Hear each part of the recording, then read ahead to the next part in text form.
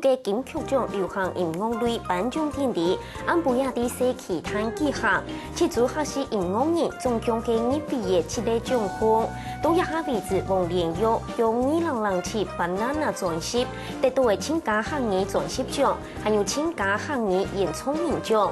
不过，佢用本学习音乐人才艺嘅系，一个得奖嘅闺女还有好容易演唱得奖歌曲创作得喺台档演唱。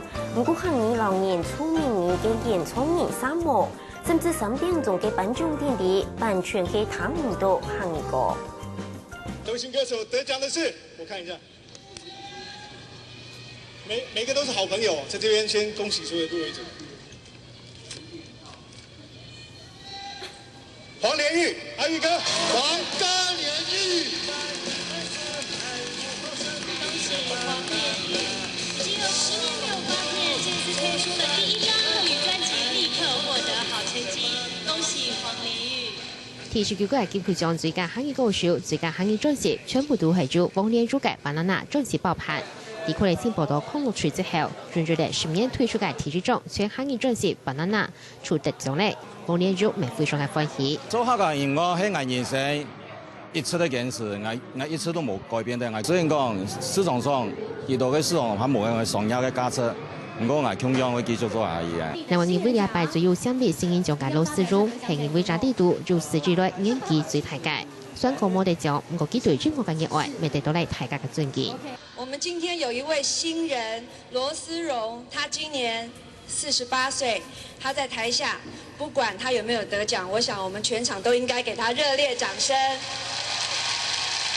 喜歡音樂，我想在幾歲都不算太遲。羅思榮。不過本議會涵蓋係今年嘅金曲獎表演節目名單單背3幕客家歌手嘅表演，係今年新增加嘅反映了好容易得獎嘅歌手，都做啲地推檔認唱自家嘅歌曲。不過，隨住客家歌手老年出名歌手，就講睇感想出位下台。怎麼我們要搬客家音樂？前面是原住民的表演，那客家的表演到哪裡去啦？客家的表演啊！我記得我前年的金曲獎曾經呼籲過，要重視我們本土藝人的表演空間。去年好像有人因為劇齡的關係，怎麼今年我們不是 more music 嗎？現在客家音樂變成 no more 啦。台灣流行音樂界嘅最大選擇，今年新增加嘅規定，在香港本客家歌手渠道表演嘅空間本壓縮，金曲獎及建內建退步嘅希望。下星中主委林秋玲推報報道。